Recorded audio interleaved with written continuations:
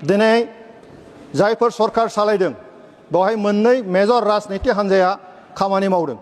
एबसुफोराबो overall जों बर' हारिफोरनि थाखाय साना सोरनिबा इउसुवेलनि जानानैल' बिथांमोना खोथा बुङो। दिनै बर' थुनलाइ आफादनि माखासे दैदेनगिरि बिथांमोनाबो सोरबा इउसुवेलनि जानाल' खामानि मावनो नागिरो, ओभारअल बर'फोरनि थाखाय साननो नागिरा। दिनै जायफोर सरकार सालायदों बेवहाय मोननै मेजर राजनीति हान्जाया खामानि मावदों। मोनसेया जाबाय कंग्रेस पार्टी आरो मोनसेया जाबाय बीजेपी पार्टी। कंग्रेस पार्टीया 55 बोसोर खामानि मावनो खाबु मोनदों आरो बै समनिफ्राय आं बड'लेण्डनि सासे ट्राइबेल हिसाबै नैबेवहाय प्रतिनिधि हिसाबै फैनो हादों। जोङो बर' माहारिया 50 बोसोरसो जोंनि संबिजिरनि मोन्थायखौ लानानै संग्राम खालामदोंमोन आरो बै समावहाय भारतनि दैदेनगिरिफोरनो, कंग्रेसनि दैदेनगिरिफोरनो मानगोनां सोरगोआरि मुस्लिमा इन्दिरा गान्धीनिफ्राय लानानै डक्टर मनमोहन सिंहनि बे समसिमाव जोङो गोबां जों मेम'रेन्डाम होदोंमोन, नाथाय कंग्रेसनि समाव जों समाधान मोनाखै। नाथाय आं साबायखर बावगोन जोंनि भारतनि आगुनि गाहाय मन्त्रि मानगोनां रुंसारि अटल बिहारी वाजपेयी, आगुनि deputy prime minister LK Advani बिथांमोननि दैदेननायाव जोंनि बर'फोरनि रावा 8 सिडुलाव हाबनो थाखाय जों खाबु मोनदों आरो बिथांमोननि दिननिफ्रायनो जोंनि बर'फोरनि जे जेंना बे सुस्रांनायनि खामानिया जागायजेनदों। 2003 मायथाइयाव LK आडवाणी बिथांनि दैदेननायाव गिबि खेबनि थाखाय 6 सिडुलनि सिङावहाय जोंनि बर'फोरनि जेंनाखौ सुफुंनो थाखाय बेवहाय एकर्ड खालामनाय जादों। बिनि अनगायैबो आरोबाव फैयै फैयै 2020 मायथाइयाव आरोबाव जोंनि दिनैनि आथिखालनि गाहाय मन्त्रि नरेन्द्र मदिनि बिथांनि दैदेननाय आरो अमित शाह बिथांनि नखर मन्त्रि अमित शाह बिथांनि दैदेननायाव आरोबाव खनसे 2020 मायथाइयाव मोनसे बड' एकर्ड जादों। बे बड' एकर्डनि गेजेरजों बर'फोरनि जेंनाया दिनै जोबनायनि लामायावहाय। दा बे थासारिनि थाखाय गासैबो जोंनि बर' माहारिया दिनै मानगोनां नरेन्द्र मदिनि फारसे जोंहा अननाय दं, सिबिनाय दं आरो मोनसे फोथायनाय दं जे BJPनि दैदेननायाव दिनैहाय भारत सरकारा जोंनि ट्राइबेलफोरनि फारसे दिनै खामानि मावगासिनो दङ आरो बुंनो थाङोब्ला बड' एकर्डआ नर्थ इस्टल' नङा गासै हादरावनो बे सुक्तिया जोंनि सोमावसारारि हान्जाफोरनि थाखाय मोनसे मोजां थासारि दिनै लाबोदों। जे सुक्तिखौ फल' खालामनानै दिनै गोबां जोंनि माखासे आन्दलनकारिफ्रा दिनैहाय मेइन स्ट्रिमजों जगाजग जादों, सुक्ति जादों आरो गोजोन थासारिया जोंनि गेजेराव फैदों। दिनैहाय बे बड'लेण्डनि सुक्तिनि गेजेरजों ओनसोलाव गोजोन थासारि फैबाय। ओंखायनो दिनै आथिखालाव जोंनि बर' माहारिया बड'लेण्ड ओनसोलनि आइएफआ रायजो राजाफ्रा दिनै जों गोजोनखौ मोनबाय आरो बियो जानो हादों नरेन्द्र मदि बिथांनि दैदेननायाव, मानगोनां अमित शाह बिथांनि दैदेननायाव। आरो बिनि थाखाय जों रोजा रोजा साबायखर बावो। मानगोनां हाउस बे बाथ्राखौ आं फोरमायनो लुबैदों जे जोङो गोबां सम आन्दलनजों जोङो फैनाय मोनसे हारि। जोंनि राजखान्थि मोन्थाय, जोंनि सोलोंथाइ मोन्थाय, जोंनि राजखान्थिनि मोन्थायखौ लानानै जों आन्दलन खालामबोदोंमोन। नाथाय बे आन्दलनखौ जोंनि थांनाय समनि कंग्रेस सरकारा खुनुदिन गोसो होआखैमोन, सुस्रांनायनि खामानि मावाखैमोन। नाथाय दिनै भारतनि दैदेनगिरि, सासे गोग्गो दैदेनगिरि मानगोनां नरेन्द्र मदि बिथांनि दैदेननायाव जोंनि बर'फोरनि जेंनाया दिनैहाय फारफा दिनै जोबनायनि लामायाव आरो जों बेखौ गोजोननाय जों फोरमायदों। दा बेनिखायनो बे बुब्लियावहाय आङो मोनसे बाथ्राखौ खावलायनो लुबैदों।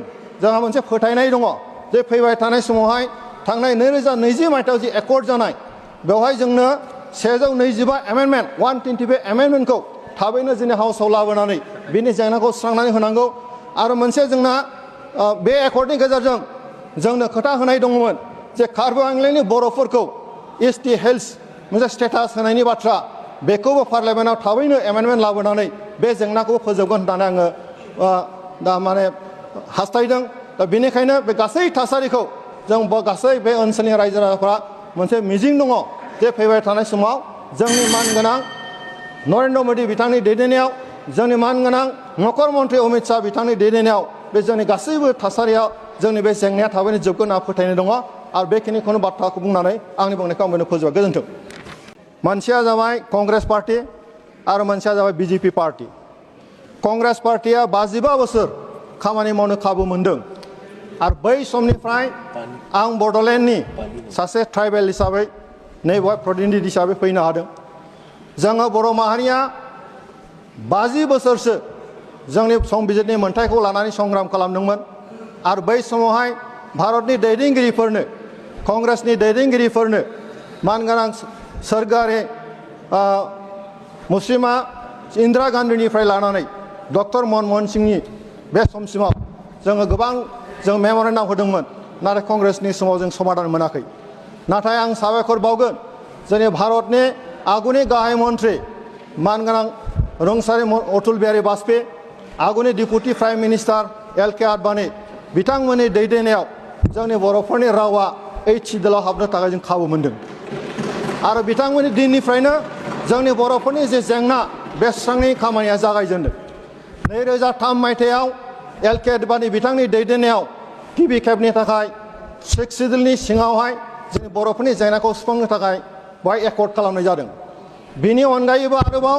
फैयै फैयै 2020 मायथाइयाव आरोबाव जोंनि दिनैनि आथिखालनि गाहाय मन्त्रि नरेन्द्र मदिनि बिथांनि दैदेननाय आरो अमित शाह बिथांनि नखर मन्त्रि अमित शाह बिथांनि दैदेननायाव आरोबाव खनसे 2020 मायथाइयाव मोनसे बड' एकर्ड जादों बे बड' एकर्डनि गेजेरजों बर'फोरनि जेंनाया दिनै जोबनायनि लामायावहाय दा बे थासारिनि थाखाय गासैबो जोंनि बर' माहारिया दिनै मानगोनां नरेन्द्र मदिनि फारसे जोंहा अननाय दं सिबिनाय दं आरो मोनसे फोथायनाय दं जे BJPनि दैदेननायाव दिनैहाय भारत सरकारा जोंनि ट्राइबेलफोरनि फारसे दिनै खामानि मावगासिनो दङ आरो बुंनो थाङोब्ला बड' एकर्डआ नर्थ इस्टल' नङा गासै हादरावनो बे सुक्तिया जोंनि सोमावसारारि हान्जाफोरनि थाखाय मोनसे मोजां थासारि दिनै लाबोदों जे सुक्तिखौ फल' खालामनानै दिनै गोबां जोंनि माखासे आन्दलनकारिफ्रा दिनैहाय मेइन स्ट्रिमजों जगाजग जादों सुक्ति जादों आरो गोजोन थासारिया जोंनि गेजेराव फैदों दिनैहाय बे बड'लेण्डनि सुक्तिनि गेजेरजों ओनसोलाव गोजोन थासारि फैबाय ओंखायनो दिनै आथिखालाव जोंनि बर' माहारिया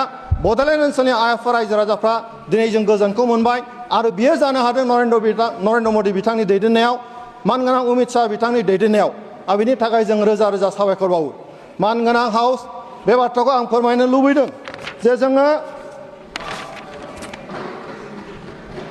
गोबां सम आन्दलनजों जोङो फैनाय मोनसे हारि जोंनि राजखान्थि मोन्थाय जोंनि सोलोंथाइ मोन्थाय जोंनि राजखान्थिनि मोन्थायखौ लानानै जों आन्दलन खालामबोदोंमोन नाथाय बे आन्दलनखौ जोंनि थांनाय समनि कंग्रेस सरकारा खुनु दिन गोसो होआखैमोन सुस्रांनायनि खामानि मावाखैमोन नाथाय दिनै भारतनि दैदेनगिरि सासे गोग्गो दैदेनगिरि मानगोनां नरेन्द्र मदि बिथांनि दैदेननायाव जोंनि बर'फोरनि जेंनाया दिनैहाय फारफा दिनै जोबनायनि लामायाव आरो जों बेखौ गोजोननाय जों फोरमायदों दा बेनिखायनो बे बुब्लियावहाय आङो मोनसे बाथ्राखौ खावलायनो लुबैदों जोंहा मोनसे फोथायनाय दङ जे फैबाय थानाय समावहाय थांनाय 2020 मायथाइयाव जि एकर्ड जानाय बेवहाय जोंनो 125 एमेन्डमेन्ट 125 एमेन्डमेन्टखौ थाबैनो जोंनि हाउसआव लाबोनानै बिनि जेंनाखौ सुस्रांनानै होनांगौ आरो मोनसे जोंना बे एकर्डनि गेजेरजों जोंनो खोथा होनाय दङमोन जे कार्बि आंलंनि बर'फोरखौ ST हेल्थ मोनसे स्टेटास होनायनि बाथ्रा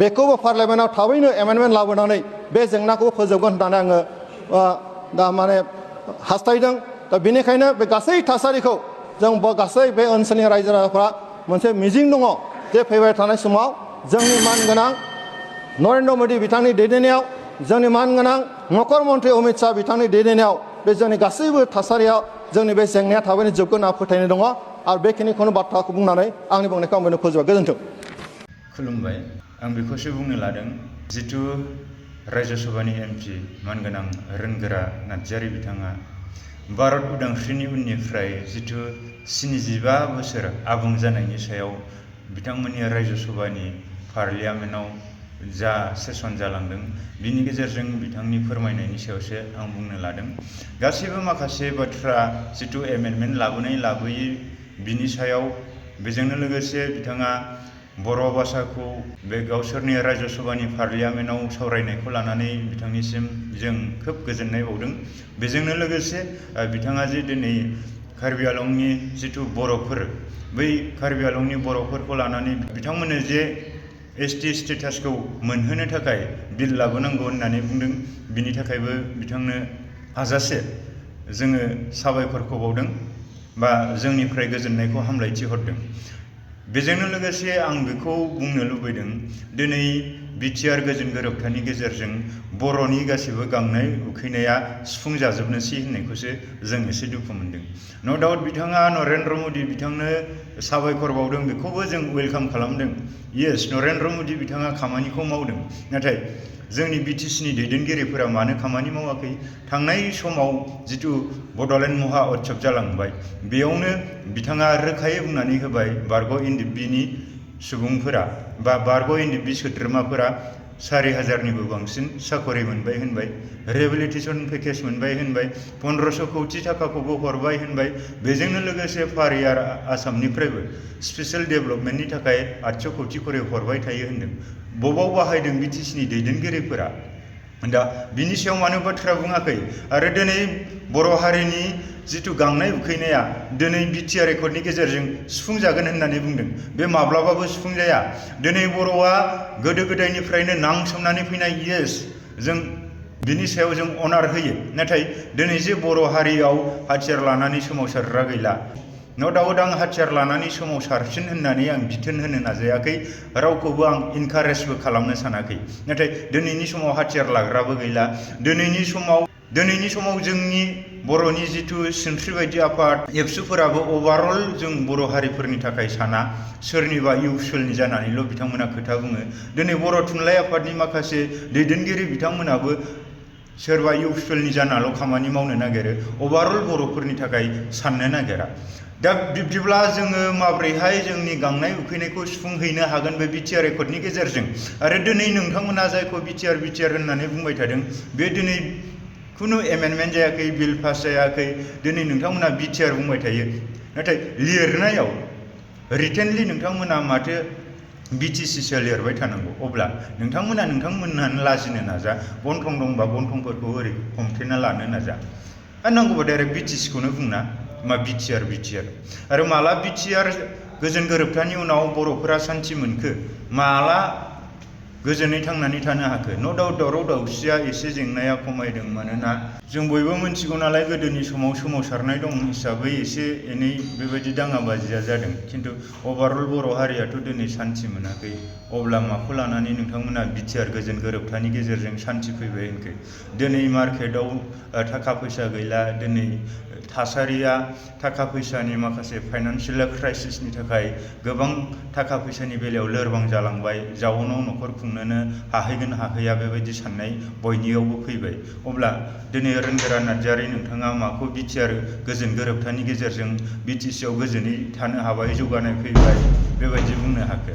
दा बैफोरनि सायाव जोङो साननानै नायोब्ला BTR गोजोन गोरोबथानि गेजेरजों दिनैसिमबो BTCआवनो गोजोन थासारि फैयाखै। इभेन थाखा फैसानि क्राइसिसआव बांसिन दुखु दाहानि लैथोआवसो गब'नांदों होननानै आं सानो। आरो दिनै BTR एकर्डनि गेजेरजों नोंथांमोना जायनि थाखाय बारग' NDP बिथांमोननि थाखाय बे गोजोन गोरोबथाया जादोंमोनब्ला, बारग' NDPफोरखौ नोंथांमोना दिनैसिम मानो आलाय आथानि थासारियाव दोनदों? रिहेबिलिटेसन पेकेजआ बोरो? बिथांमोननि साकरि बाकरिया बोरो?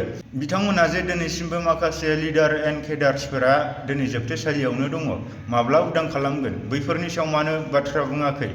नोंथांमोना जिथु सेसन जादोंमोन, बे सेसनावनोथ' बिनिबो माखासे समखौ नोंथाङा बाव लाबोजायोमोन। रन्जन दैमारि बिथांखौबो उदां खालामथारनांगौ होननानै नोंथाङा लाबोनांगौमोन, मानो लाबोआखै? रन्जन दैमारिनि खोथा मानो बुङाखै? बारग' NDP जाय जोबथेसालियाव थानानै दं, बिथांमोननि थाखाय मानो खोथा बुङाखै? बेखौथ' लाबोथारनांगौमोन। अब्ला BTR गोजोन गोरोबथानि गेजेरजों जेबो बर'आ सुफुंजानो थाङाखै। इभेन दिनै गोदानै सोमावसारफिनब्लाबो जोङो खौसेथि नंला।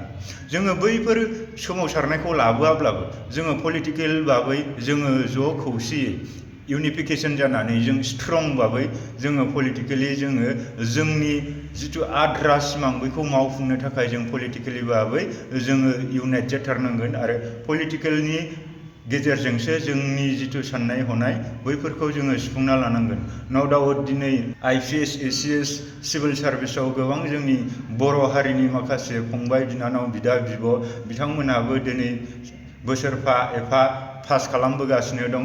आरो क्रेक खालामखांनायनि उनाव बिथांमोना गावसोरनि डिउटि मथै बा दायथ' मथै बिथांमोना बिबानबो रुजुनबोगासिनो दं।